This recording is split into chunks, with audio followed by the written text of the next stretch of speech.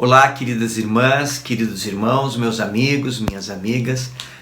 Como é maravilhoso podermos nos reunir, mesmo que virtualmente, através deste vídeo, para juntos estudarmos as Escrituras. Hoje nós estamos estudando o Vem e Segue-me, no bloco de escritura Êxodo, capítulo 35 até 40, e também Levítico, capítulo 1, Levítico, capítulo 16 e Levítico, capítulo 19.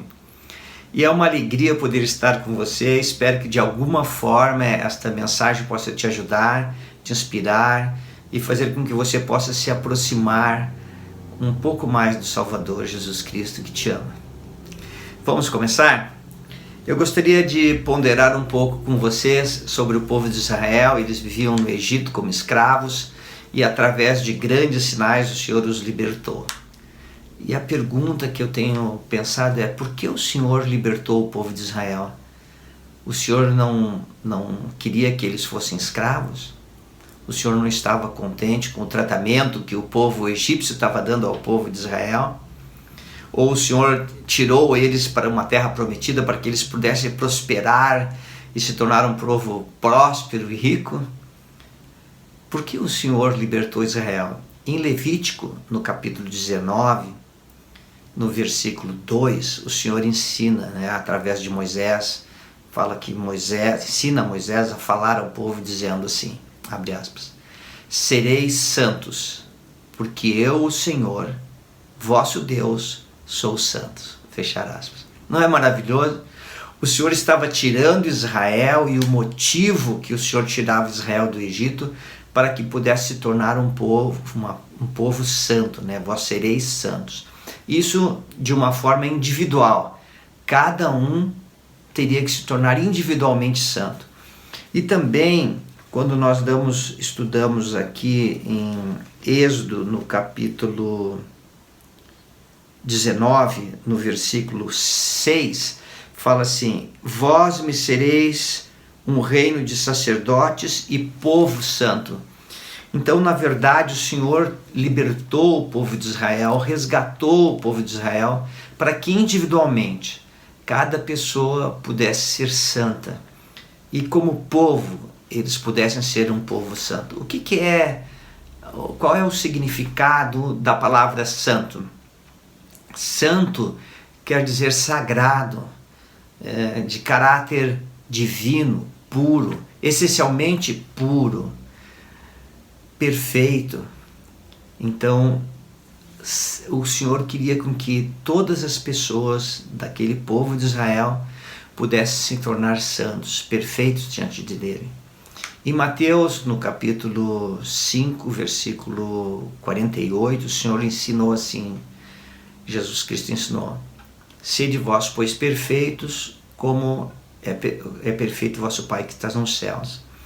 E lá em 3º Nef, no capítulo 12, no versículo 48, o Senhor ensinou, portanto, quisera que fosses perfeito, assim como eu e vosso Pai que estás nos céus é perfeito. Então o Senhor, quando libertou Israel, qual era a intenção?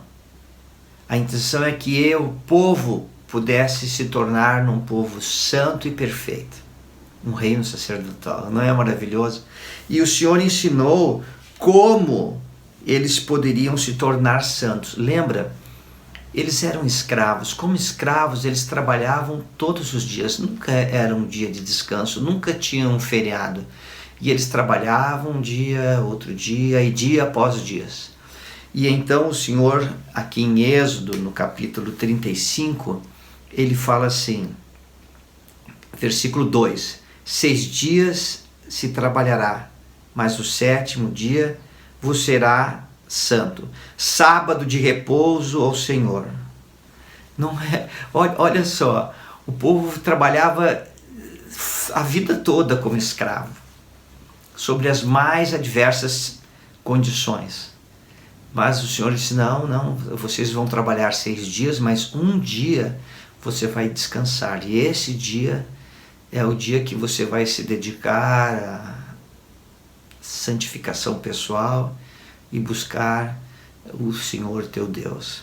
e santificar esse dia. Não é uma coisa extraordinária? Não mudou nada nos nossos dias. Embora nós vivamos em uma época extremamente materialista, o Senhor disse que nós deveríamos guardar o dia do Senhor, que é guardado no domingo. E nós podemos então adorar o Senhor, renovar nossos convênios e procurar a santificação pessoal, porque o Senhor disse: sereis santos, porque eu, o Senhor teu Deus, sou santo. Essa era a intenção. Então, como o Senhor estava ensinando os mandamentos, ensinando a guardar o dia do Senhor, para que o povo pudesse santificar. Mas qual deveria ser a atitude do povo? Como o povo deveria agir nisso? E então aqui vem uma parte maravilhosa. O Senhor, Ele manda que o povo construa um tabernáculo. O tabernáculo era um templo móvel que acompanharia o povo de Israel no deserto. Um local sagrado onde convênios poderiam ser realizados, ordenanças feitas, e trazendo sempre a lembrança do Salvador. E o Senhor ordenou a Moisés que convidasse o povo para doar as coisas preciosas para construir esse tabernáculo. E no versículo 5 mostra como o povo deveria agir. Diz assim, Êxodo 35, 5: tomai do que vós tendes uma oferta para o Senhor, cada um cujo coração seja bem disposto. Então a oferta que seria lançada devia ser realizada por um coração disposto.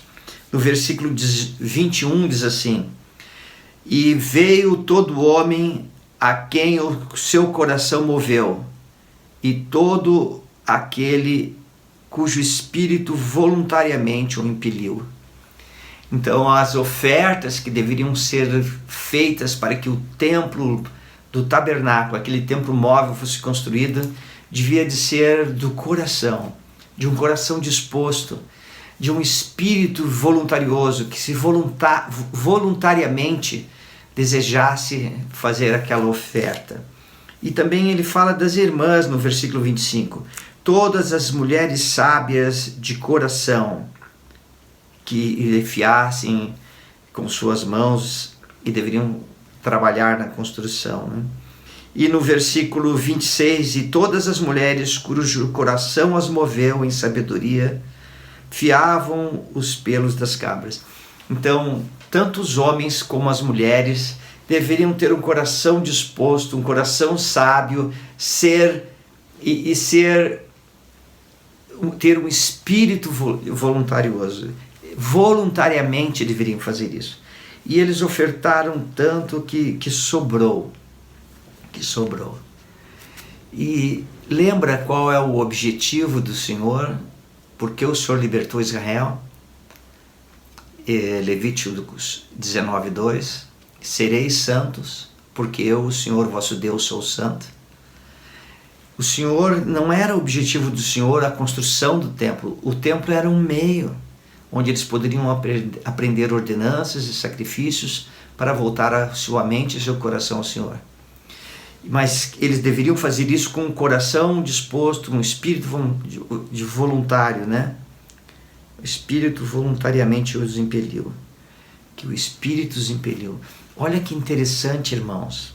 O Senhor está nos convidando a ser perfeitos e a sermos santos. De que maneira? O nosso coração tem que ser um coração disposto. Nós temos que ter o Espírito nos impelindo voluntariamente, sem ser compelido, a nos tornarmos santos. Isso é extraordinário, é maravilhoso.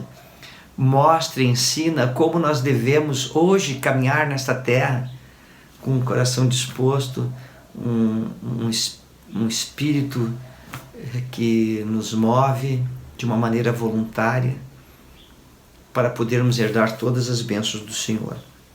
E aí o Senhor começa a ensinar como deveria ser o tabernáculo.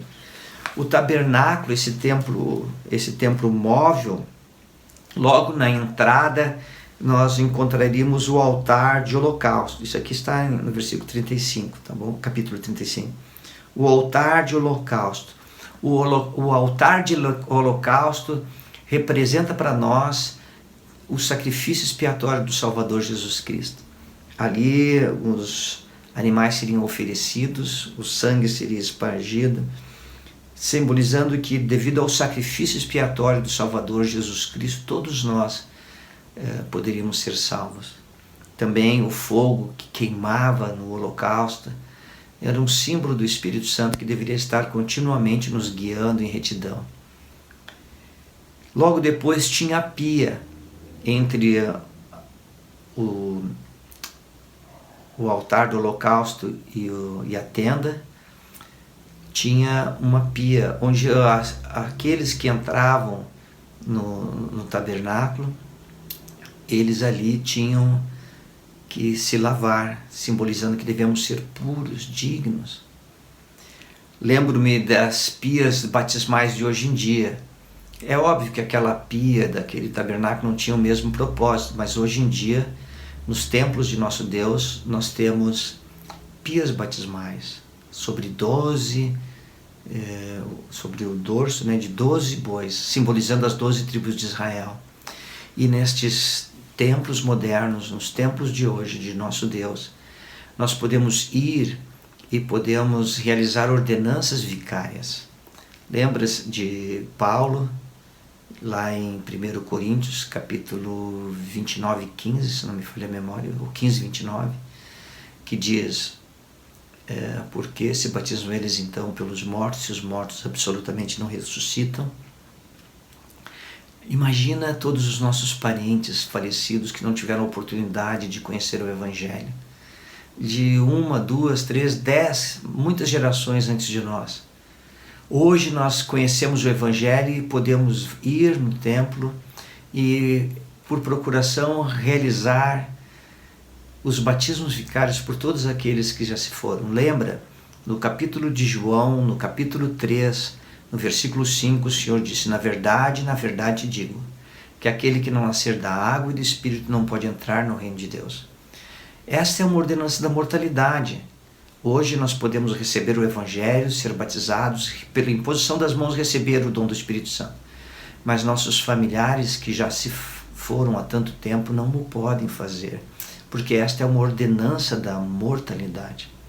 E lá no mundo espiritual, o mundo pós-mortal, o Evangelho está sendo pregado a eles. E quando eles aceitam o Evangelho e essas ordenanças são realizadas no templo, elas se tornam efetivas para eles. Eles que escolhem. Mas eu e vocês, todos nós devemos levar os nomes de nossos familiares falecidos e realizar essas ordenanças por eles, para que eles também possam ser dignos da vida eterna. E logo depois, então, entrava-se no lugar santo. Tínhamos, então, o pátio exterior, depois o lugar santo.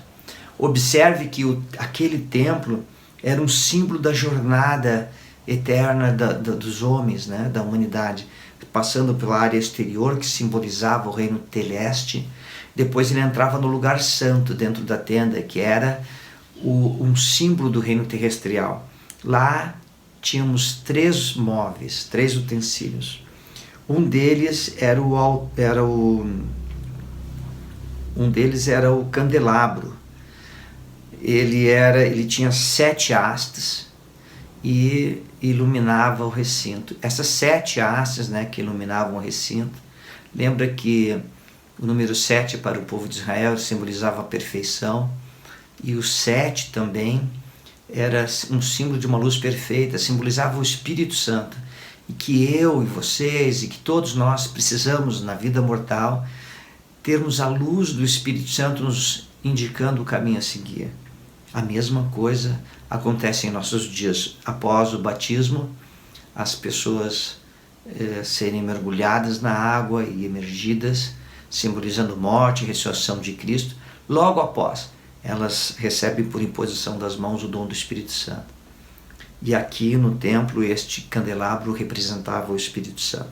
Do outro lado oposto ao candelabro, nós tínhamos a mesa dos pães da propiciação. Ali tinham 12 pães, representando as 12 tribos de Israel. E segundo a tradução judaica, diz que também existiam taças de vinho. E é um símbolo, irmãos, do sacrifício expiatório do Salvador, que daria sua vida por todos nós.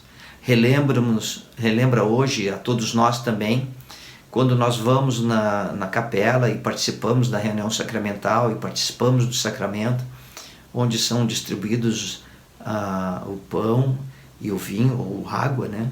Simbolizando o sacrifício expiatório de Cristo. Então hoje nós também renovamos esses convênios todos os domingos e lembramos do Salvador. E diante da cortina que tinha bordada 2 querubins, ali estava o altar de incenso. O altar de incenso era um símbolo das orações que nós todos devemos fazer e invocar o Senhor em preparação para entrarmos em sua presença e sermos assim guiados pelo Senhor. Passando por aquele véu que tinha os querubins, simbolizando que para entrar na presença de Deus nós vamos ter que passar pelos anjos que ali estão. Tínhamos o Santo dos Santos. Aquele local só existia um objeto, que era a Arca da Aliança, ou a Arca do Concerto, e sobre ela existia uma tampa que era chamada de propiciatório e tinha 2 querubins também. Naquela arca era guardada, entre outras coisas, as tábuas que Moisés recebeu, e os querubins, tanto no véu como sobre o propiciatório, um símbolo de que para receber vida eterna e exaltação nós vamos ter que passar pelos anjos que ali estão. Lembrando dos templos de hoje, nós também fazemos uma caminhada rumo à vida eterna, passando pelo reino celestial, pelo reino terrestrial e chegando à sala celestial, um símbolo do reino celestial onde nosso Pai Celestial e Jesus Cristo habitam e onde aqueles que receberem exaltação poderão habitar para sempre. E espero que todos nós possamos ser dignos desta bênção. Muito bem. Algo interessante que nós vemos no templo, né, aquele tabernáculo, que todas aquelas coisas eram lembranças do Salvador. Os holocaustos exigiam o sacrifício de animais, e os holocaustos também exigiam que se espargisse sangue assim, né, nas quinas do altar, e era um símbolo do Salvador. Também no dia da expiação, uma única vez no ano, o sacerdote ia e levava 2 bodes. E isso está em Levíticos capítulo 16. Um deles ele era morto e era um símbolo da expiação do Salvador. E o outro era chamado do bode emissário. E ele então, o sacerdote fazia o seguinte, vamos ver o versículo 21. E Arão porá ambas as mãos sobre a cabeça do bode vivo, e sobre ele confessará todas as iniquidades dos filhos de Israel e todas as suas transgressões, segundo todos os seus pecados, e os porá sobre a cabeça do bode, e enviá-los-á ao deserto, pela mão de um homem designado. Assim, aquele bode levará sobre si todas as iniquidades deles à terra solitária, e enviará o bode ao deserto. Também era um símbolo da ressurreição de Cristo, que Cristo levaria sobre si todos os pecados de toda a humanidade. É extraordinário quando nós começamos a pensar no tabernáculo, naquele templo, que era uma lembrança do Salvador, que simbolizava o sacrifício expiatório de Cristo, e que a salvação é só através de Cristo. Hoje em dia, nos templos de nosso Deus, no mundo, nós podemos ir e frequentar e participar de ordenanças de salvação e exaltação que nos preparam em todas as coisas para entrar na presença de Deus. Fazemos convênios e ordenanças tão sagradas. Lá nos templos, as famílias podem ser unidas para toda a eternidade, e isso é extraordinário. Nos templos temos oficiantes tão caridosos, tão bondosos, tão amáveis, que servem de todo o coração, com todo carinho, amor, espírito, com toda empatia, para poder proporcionar a todos os que lá chegam momentos tão espirituais, para que possam aprender mais sobre o plano de salvação e possam aprender como o Salvador Jesus Cristo nos salva e prepara todas as coisas para que nós possamos receber vida eterna. Interessante que na antiga Israel era colocado as mãos sobre o bode, né? Botava a mão sobre o bode, ou o animal que fosse ser sacrificado, e simbolizando que os pecados saíam daquela pessoa e iam para o bode, ou para o animal. E então ela era morto e oferecido em sacrifício. Os pecados que traz a morte, então, que impede-nos de voltar à presença de Deus, eles eram ali pagos pelo aquele sacrifício. Era um símbolo de que a pessoa experimentava uma mudança interior e passava os pecados para aquele animal, e a partir dali ela viveria uma vida de retidão. Não é maravilhoso? Hoje o Senhor não tem pedido mais que nós venhamos a oferecer, que ofereçamos, não, melhor, né? Sacrifícios de animais, mas Ele pede que nós tenhamos um coração quebrantado e um espírito contrito, um coração disposto a seguir o Senhor, a receber suas orientações, instruções, um espírito que nos guia em todas as coisas, né? Ele quer que nossa mente seja sensível à influência do Espírito Santo, para que possamos ser guiados por Ele até a vida eterna. Mais uma coisinha que eu queria compartilhar, e para encerrar, o Senhor estava dando vários mandamentos àquele povo e ensinando passo a passo como a ser santo, como ser perfeita. E no capítulo 19, no versículo 18, diz assim: não te vingarás, nem guardarás ira contra os filhos do teu povo, mas amarás o teu próximo como a ti mesmo. Eu sou o Senhor. E o Senhor, já lá no Velho Testamento, ensinando o povo que deveria amar seu próximo. Irmãs e irmãos, que alegria compartilhar um pouco desses ensinamentos do Velho Testamento, que são uma lembrança do Salvador a todo momento, através de suas ordenanças, para que possamos buscar, lembrar do Salvador, que possamos desejar ser santos e puros como Ele é puro, e que a salvação e a exaltação só é possível através do Salvador Jesus Cristo. Irmãos e irmãs, esta é a mensagem que eu queria compartilhar com vocês. Tenha uma ótima semana, cuide-se, seja sempre firme, seja sempre de um coração disposto e seja sempre de tal maneira viva que o Espírito possa voluntariamente te impelir a andar em retidão.